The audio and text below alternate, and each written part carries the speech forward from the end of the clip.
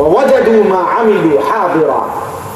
আল্লাহ বলছে বান্দা তুমি যা করেছো সব তোমার সামনে উপস্থিত দেখবা। ইয়াউমা তুবলাস সারাইর, কলিজার ভেতরের যে গোপন কথাগুলো, কল্পনা জল্পনাগুলো, আল্লাহ বলে সেগুলো সেদিন খুলে দেওয়া হবে। হুসিলা মা ফিস সুদূর, অন্তরের ভেতরে যেগুলো সেগুলো খুলে দেওয়া হবে, সেগুলো খুলে দেওয়া হবে। এই জন্য দোস্ত আমার, বাপ আমার, চলেন জীবন বদলান। ইসলাহী মজলিসের মূল মাকসাদ জিন্দেগি বদলানো, জীবনটা সুন্দর করা, আত্মশুদ্ধি, নিজের জীবন সুন্দর করা, নিজের আখলাক সুন্দর করা, নিজের ভেতর বাহির সংশোধন করা, সংশোধন, এটাই ইসলাম। মূলত এক জমানা বুজুর্গরা যুগ যুগ ধরে ইসলাম করতেন, শুধু আর্থিক ইসলাম, ইসলাহে নফস। মানে ওনাদের হিসাবটা ছিল আগে যে বাহ্যিক ওযু, নামাজ, গোসল, চুল, চেহারা, রুকু, সেজদা, তেলাওয়াত, এগুলো তো স্বাভাবিক একজন মুসলমান একেবারে কমনই শিখে নিবে, বুঝে নিবে। এগুলো আবার ভুলে বিকিত্ব। এই জন্য শুধু অন্তরের মধ্যে যে কুরিপু, এগুলো ঠিক কইরা অন্তরটাকে নুরানি করা, অন্তরটাকে উত্তম আখলাক দিয়ে সাজানো, এটাই ছিল আগে তাজকিয়া, এটাই ছিল আগে ইসলাম, এটাই ছিল পীর মুরিদি, এটাই ছিল আউলিয়াদের মেহনত, বুজুর্গদের মেহনত, এটাই ইসলাহে নফস বলতো। বাহ্যিক এগুলো আবার ঠিক করতে পারবে, সে ঠিকই করবে নিজে। তার ওযু, নামাজ, গোসল, তার পাক নাফাক, তার মৌলিক ফরজ বিধান, তার মৌলিক হালাল হারাম, তার জিকির, তেলাওয়াত, রুকু, সেজদা, এটা তো সে ঠিক করবেই স্বাভাবিক।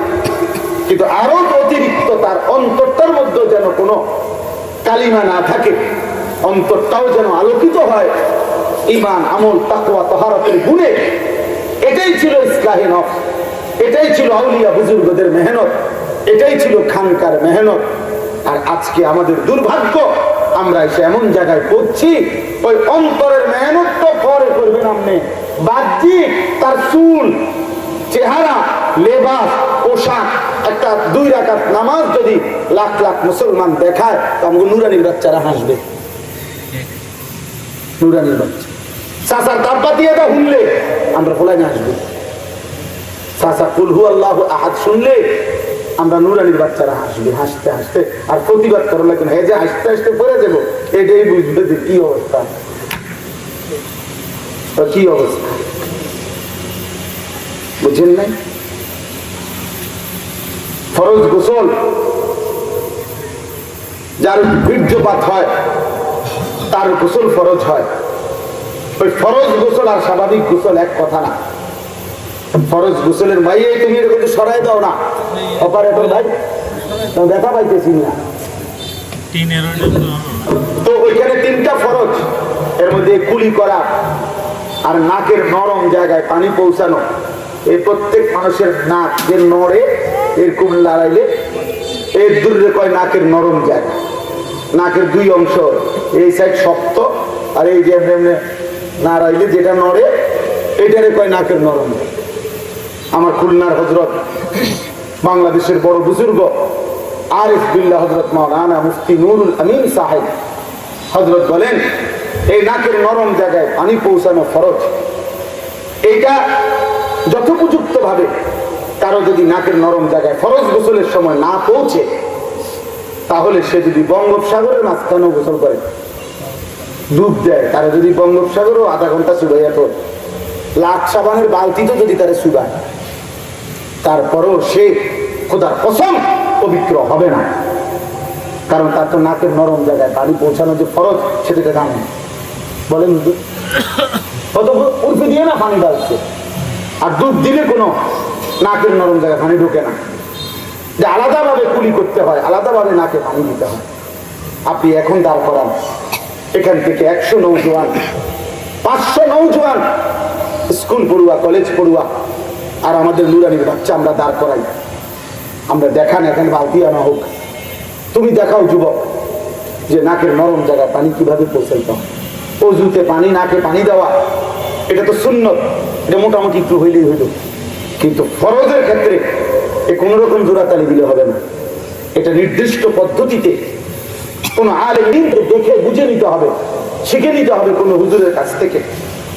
তাহলে যে মক্তবেও শিখে নাই অথবা ভুলে গেছে, তো সে আজকে কত বছর ধরে সে তো মনে করে গোসল করছে, সাবানও লাগাইছে, কিন্তু ওই শরীয়ত সম্মত পদ্ধতিতে যদি তার ফরজ গোসল আদায় না হয়, সে তো পবিত্র হবে না। আর অপবিত্র ব্যক্তি যদি কাবা শরীফের ছাদে উঠতেও নামাজ পড়ে, কাবা শরীফের ছাদে, কাবা শরীফ যদি বাড়িতে নিয়ে পড়ে, তার বাইক যদি লইয়া তারপরেও তো তার নামাজ আদায় হয়, হবে কি নামাজ? লা তুকবালু সালাতুন বিগাইরি তুহুর। তিরমিজি শরীফের প্রথম হাদিস, নবীজি বলছেন পবিত্রতা ব্যতীত কোনো নামাজ কবুল হয় না, কোনো নামাজ না, কোনো নামাজ কবুল হয় না।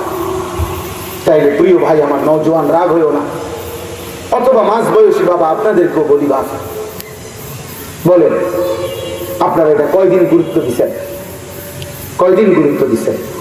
তাহলে এই জন্য বললাম, আজকে আমার ফেনী রশিদিয়ার হযরত, বাংলাদেশের আরেকজন বড় বুজুর্গ, ফেনী জামিয়া রশিদিয়া একটা মাদ্রাসা আছে, বিখ্যাত মাদ্রাসা বাংলাদেশে, যেখানে স্বাভাবিকভাবে ছাত্র পড়ালেখা করে, কওমি মাদ্রাসা, 6 থেকে 6,500,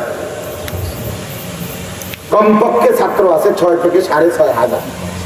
আপনি যে দেখেন একজন করে বুঝলেন, দেখবেন ছাত্র কত হাজার, পোনা কানি সিফা সাফা, গাছের তলে মাছের তলে শুধু ছাত্র আছে, সিঁড়ির তলে বারান্দা শুধু ছাত্র আছে। ওইখানে প্রায় 250-র মতো ওস্তাদে আছে ওইখানে। তো হযরত বলেন, অনেক বড় বুজুর্গ হযরত, পাকিস্তানের মুফতি আজম হযরত মাওলানা মুফতি রশিদ আহমদ দুধিয়ানবী রাহমাতুল্লাহ খলিফা, তো ওই ওনার নামেই রশিদিয়া। তো হযরত বলেন যে বর্তমান এক জমানা তো ছিল ইসলাহে নফস বলতো, আত্মশুদ্ধি, অন্তরের শুদ্ধি, অন্তরের তাজকিয়া। তো এখন আর শুধু ইসলাহ, শুধু ইসলাহে নফস রয়ে নাই, ইসলাহে জাহেরও এটার সাথে সংশোধন করা, উম্মতের প্রত্যেকের বাহ্যিক সংশোধনও করতে থাকা নিয়মিত, একেবারে বয়স্ক লোকেরও এটা জরুরি হয়ে দাঁড়ায়, জরুরি হয়ে দাঁড়ায়। চাচার রুকু হয় না, আপনি দেখেন, চাচার সেজদা হয় না, বুঝেন নাই কথাটা? আহা বেচারা প্রত্যেক ওয়াক্তে নামাজে আসে, উনি তো ভালো মানুষ, উনি তো নামাজে আসে, নামাজ তো পড়ে, কিন্তু যদি রুকু ফরজ এটা যদি ঠিক মতো আদায় না হয়, উনি হাসরের ময়দানে গিয়ে যদি টের পায় ওনার রুকুটা হয় নাই, কি হবে ওনার? হ্যাঁ, রুকু থেকে সোজা হয়ে দাঁড়ানো ওয়াজিব, ওয়াজিব না? তো এখন উনি যদি সোজা হয়ে না দাঁড়ায়, মাথায় একটু উড়াই যে ব্রিজের দিকে জায়গা, ওয়াজিব তরফ হইল না? কথা বলেন না কেন? 2 সেজদার মাঝখানে স্থির হয়ে বসা কি ওয়াজিব? উনি যে বই না, উনি যে মাথায় একটু উড়াই একটা মারে, এটা কি? তাহলে উনি তো মনে করতেছে উনি 5 ওয়াক্ত নামাজ পড়ে, প্রতিনিয়ত তো ওনার ফরজ ওয়াজিব ছুটে যায়। আর কোরআনুল কারীমের মধ্যে স্পষ্ট আছে, সূরা মারইয়ামে, ফাখালাফা মিন বাদিহিম খালফুন আযাউস সালাহ ওয়াত্তাবাউশ শাহাওয়াত ফাসাউফা ইয়ালকাউনা গায়্যা। আল্লাহ বলে মন্দ লোক, খালফুন মানে নিকৃষ্ট লোক, মন্দ লোক তারা যারা তাদের নামাজ নষ্ট করে এবং মনের ইচ্ছে, শাহওয়াতের, মনের চাহিদার অনুসরণ করে। আল্লাহ বলে জাহান্নামের সবচেয়ে ভয়ঙ্কর গর্ত, জাহান্নামের সবচেয়ে বেশি আযাব যেই গর্তে গাই, ওই গর্তে আমি তাদেরকে ছুঁড়ে মারব। এই নামাজ নষ্ট করে, আল্লাহর কসম এই আয়াতের তাফসীরে আছে, নামাজ নষ্ট করে মানে কি? নামাজ পড়ে না ওই ব্যক্তি না, বেনামাজি এখানে উদ্দেশ্যই না, বরং নামাজি ব্যক্তি উদ্দেশ্য। নামাজি ব্যক্তি 3টা আচরণ যে করে, সে নামাজ পড়েও নামাজ নষ্ট করে।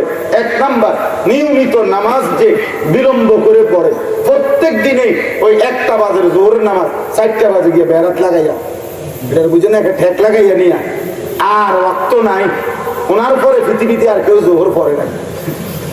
উনি শেষ ভাগ্যবান ব্যক্তি যিনি শেষ জোহরের নামাজ পড়তে। বুঝছেন ইমাম সাহেব আর মুয়াজ্জিন মাগরিবের ওযু করে তারপরে আসরের নামাজ পড়ে আযান দিবে এখন এইভাবে নিয়ে আসরের নামাজ পড়ে মানে অর্থাৎ সবসময় নামাজ এটা হাসি না আমাদের মহিলাদের সবচেয়ে বেশি আচরণ মহিলারা জোহরের নামাজ কখন পড়ে কি বলেন মহিলাদের এটা কমন অভ্যাস 1টা বাজে আজান দিলে বুড়ির মনে হয় রান্না বান্না সংসার এরপরে ভাত রান্ধে ডাল করলা ভাজি এরপরে আরো কি কি রয়েছে ভর্তা কদ্দুর বাড়ে এরপরে ছোট ফুল গোসল করাইছে মাইয়া গাড়ি গোসল করাইছে গরু ছাগল গাও ধোয়াইছে তারপরে উড়ান ঝাড়ু দিছে বাথরুমের মধ্যে পানি দিয়ে দিছে এরপরে উনি তন্ন তন্ন করে খুঁজছে অত্র ইউনিয়নে আর কোনো কাজ নেই এইবার গিয়া উনি জোহরের নামাজ পড়তে আসছে বুঝেন নাই ইচ্ছা করে নামাজকে প্রতিনিয়ত কি করে বিলম্ব করে হ্যাঁ এই হলো একটা ওই ব্যক্তি নামাজ পড়েও নামাজকে নষ্ট করে 2 নাম্বার তাফসীরের মধ্যে আছে যে নামাজের ফরজ ওয়াজিব সুন্নাত বিশেষ করে ফরজ ওয়াজিব ঠিক মতো আদায় করে না অথচ নামাজ পড়ে খোদার কসম সে নামাজ পড়া সত্ত্বেও নামাজ নষ্ট করে 3 নাম্বার যে নামাজ নিয়মিত জামাতে পড়ে না জামাত ত্যাগ করে যে নামাজের জামাত সে নামাজকে নষ্ট করে আল্লাহ বলছেন আমি তাকে জাহান্নামের গর্তে ছুঁড়ে মারি তাহলে বলে আজ আমাদের সংশোধন কি পরিমাণ দরকার অথচ আমি যদি এমন হইতো যে 2টা মিনিট একজন হুজুর থেকে দেখে নিবে যে হুজুর এই ফরজ গোসলের মধ্যে নাকে পানিটা কেমনে দেয় আমি আমার শুধু দেখাই দেয় 2 মিনিটেরও কাম না অত 2 মিনিটের বরকতে তার সারা জিন্দেগির ফরজটা কি হয়ে গেল শুদ্ধ হয়ে গেল 2টা মিনিট 2টা দিন 3টা দিন যদি উনি ইমাম সাহেবের থেকে নামাজটা শিখতো আপনি বয়স্ক হইলে কি হয়েছে মাতবরির কি দরকার আপনি সভাপতি হইলে কি হয়েছে সেক্রেটারি হইলে কি হয়েছে আপনি ক্যাশিয়ার হইলে কি হয়েছে আপনার ফুটে মসজিদ করে দিছে কি হয়েছে এটা তো কোনো কথা না আপনি যদি ইমাম সাহেব থেকে 2 রাকাত নামাজ ঠিক করে নিতেন যদি আমার রুকু হয় কিনা আমি গত বছর রাতের 1:30 বাজে আমার খুলনার হযরত আল্লামা মুফতি নুরুল আমিন সাহেব বললাম যে হযরতের কথা রাতের 1:30টায় আমার বাসায় ছিলেন হযরত রাত্রে মেহমান ছিলেন রাত 1:30টায় আমি মাহফিল থেকে সাইরা হযরত সহ কইলা হযরত আমরা ওখানে একলা আপনি ঘুমাইবেন আমার বাসায় আমি কিন্তু নামাজ পড়ে দেখাই তো আপনি আমার আগে ঠিক করে দেন এরপরে ঘুমাবেন আলহামদুলিল্লাহ হযরত নামাজ দেখার পরে হচ্ছে শুধু রুকুতে ডান হাত একটু বেশি এদিকে জায়গা এটা ঠিক করেন আমি তো হযরত আপনি ধরে দেন তো ধরে ধরে ঠিক করে আমার ভাই দরকার নাই কথা বলেন না কেন তাহলে আপনি যদি এটা ঠিক করে নিতেন আমারও যদি সংশোধনের বাকি থাকে তা এই হুজুরদের যদি আমাদের যদি সংশোধনের বাকি থাকে এখনো তা আপনাদের বাকি নাই কথা বলেন না আমরা সাধারণ যারা আপনাদের বাকি নাই আপনাদের ঠিক করা উচিত না তা ভাই এই জন্য আমি এতগুলো কথা বলার অর্থ হলো আপনাদের কাছে নিয়মিত ইসলাহি মজলিস করি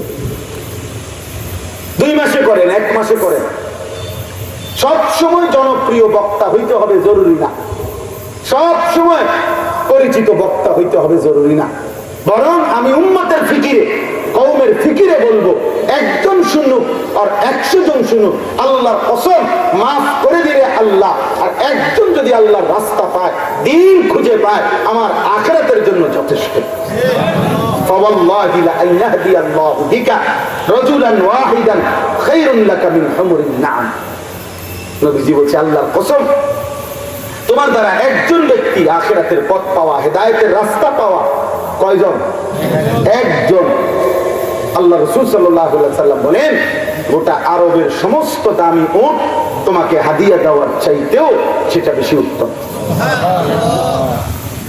একটি মাত্র কোরআন শরীফ আছে আপনারা বলেন উলামায়ে কেরাম এখানে সব আছেন কোরআনুল কারীমের মধ্যে আছে সূরা ইয়াসিনের মধ্যে শুরুতেই আছে 3 জন রাসূল একটি এলাকায় আমাদের নবীজির আগে 3 জন রাসূল মিলে একটি মহল্লায় দিবানিশি মানুষকে কালেমার দাওয়াত দিছে ঈমানের দাওয়াত দিছে ওই 3 রাসূলের হাতে কালেমা পড়ে মুসলমান হইছে একজন একজন কয়জন হুজুর কোন একজন না ফাআজ্জাজনা বিসালিসিন পর্যন্ত তিনজন আর ওদের হাতে ঈমানদার হয়েছে যে লোকটা সেটা একজন ছিল ওয়াজাআ মিন আকসাল মদিনাতি রাজুল একজন হাবিব নাজ্জার তাহলে তিনজন রাসূলের দাওয়াতে তাদের চিরাগ 24 ঘন্টার সাধনায় দিবারাত্রির মেহনতে ঈমানদার হয়েছে একজন মাত্র তাহলে অসুবিধা কি আমার 30 বছরের মেহনতে যদি এক আল্লাহর বান্দা আল্লাহকে পেয়ে যায় আপনি হাসরের ময়দানে না দেখবেন আপনারা দেখি কি পরিমাণ আপনি পরিচয় দিয়ে ফিরবেন মানুষে চিনলে কি হবো না চিনলে কি সমস্যা হবে সবাই চিনলে সফল সবাই না চিনলে ব্যর্থ নাকি তাইলে কোরআনুল কারীমের মধ্যে 25 জন নবী এবং রাসূলের নাম আছে কয়জন তো নবী রাসূল তো মোট 25 জন তো বাকিদের নাম নাই কেন তাহলে তো ওনারা ব্যর্থ না পৃথিবীর কোন কিতাবে 1,24,000 নবী রাসূলের নাম আসমানের নিচে মাটির উপরে আসেনি কোথাও 5,000 নবী রাসূলের নাম আছে বাড়ি সালাম দিতে পাওয়া যাবে তো ওনাদের নাম দি নাই কেউ যদি জানে না বিদায় হজ্জের মাঠে নবীজির সামনে যে 1.25 লাখ সাহাবী ছিল আরাফাতের ময়দানে ওনাদের নাম কোথাও আছে না একসাথে এই 1,20,000 সাহাবীর নাম কই আছে 10,000 সাহাবীর নাম আছে কিতাব কোনটার নাম আপনি বলেন আমার সবগুলো কিতাবে সাহাবীদের নাম যা আছে সব একসাথে করলে 10,000 নাম হয়ে যাবে হবে না 10,000 হবে না আচ্ছা ধরে নিলাম হইল ধরে নিলাম 10,000 ধরে নিলাম 20,000 হয়েছে তো বাকি 1 লাখ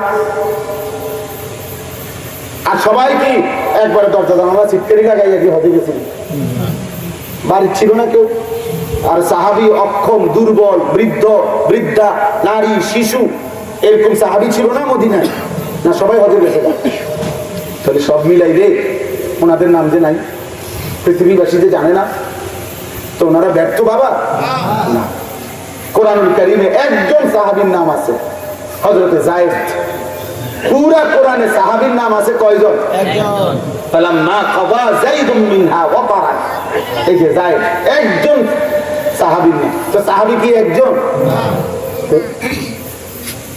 দয়া করে এই জন্য আমি অনেক ওলামায়ে কেরাম আছেন আপনাদের কাছে আমার হাত জোর করে অনুরোধ বা ওলামায়ে কেরাম আপনাদের কাছে বিনীত অনুরোধ আপনারা প্রত্যেকে নিজ নিজ জায়গায় উম্মতের ফিকির কওমের ফিকির করবে আমার কথা শুনবো কি একজনও শুনতো না একজনই শুনুক একজনও না শুনুক ফেরিওয়ালা হইতে পারে 3 ঘন্টায় সেটা বলে গেছে ফেরিওয়ালা 3 ঘন্টায় 10টা গল্লি দিয়ে ঢুকছে তার মালের ঘোষণা দিতে দিতে হয়তো পারে 3 ঘন্টা একজন কাস্টমারও মিলে নাই কিন্তু ফেরিওয়ালা তার আওয়াজ বন্ধ করে না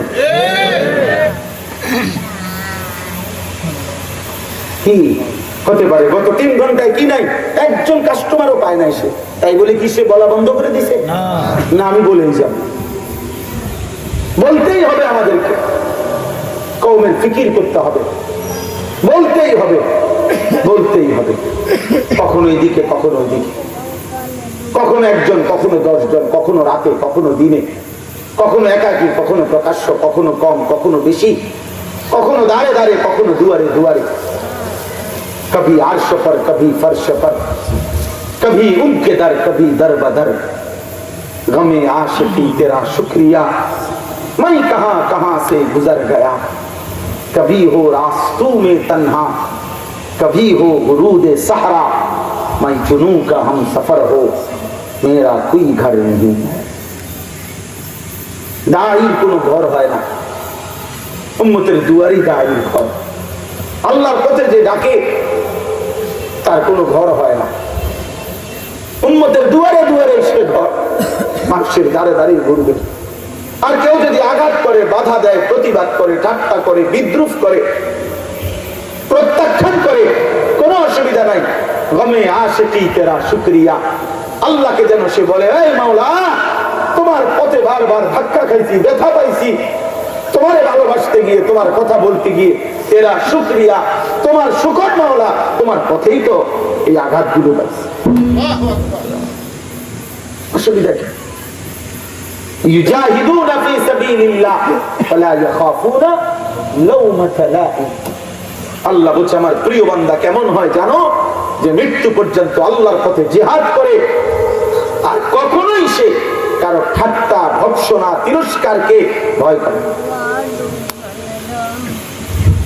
তাহলে ইনশাআল্লাহ আমরা প্রত্যেকে নিজ নিজ জায়গায় নিজের সংশোধন, আল্লাহর বান্দাদের সংশোধনের জন্য কম বেশি চেষ্টা করবো তো ইনশাআল্লাহ।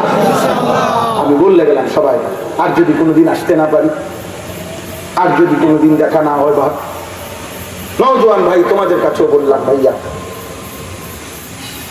প্রিয় ভাই আমার, নষ্ট হইও না বাপ, চরিত্রহীন হইও না।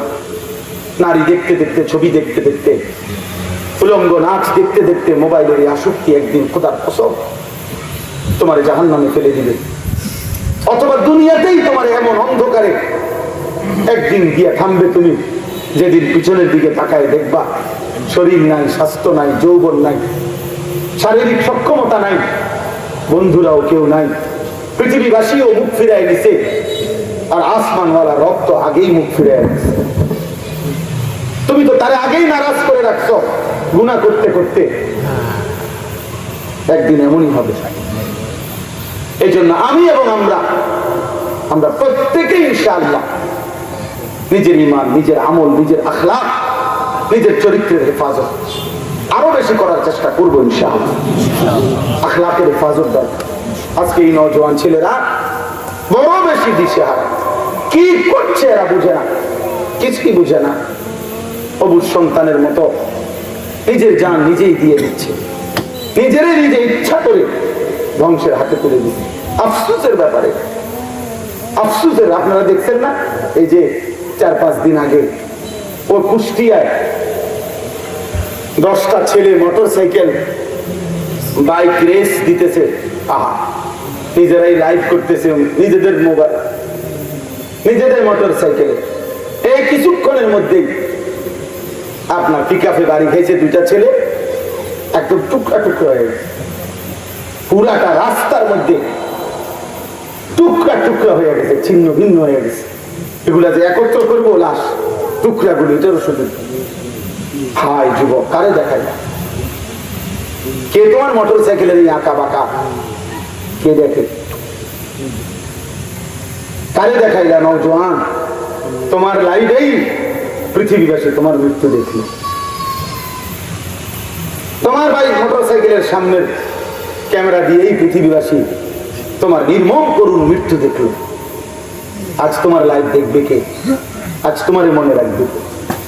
স্বার্থপর এই দুনিয়া কাউরে মনে রাখে না, কাউরে না দাও, কাউরে না।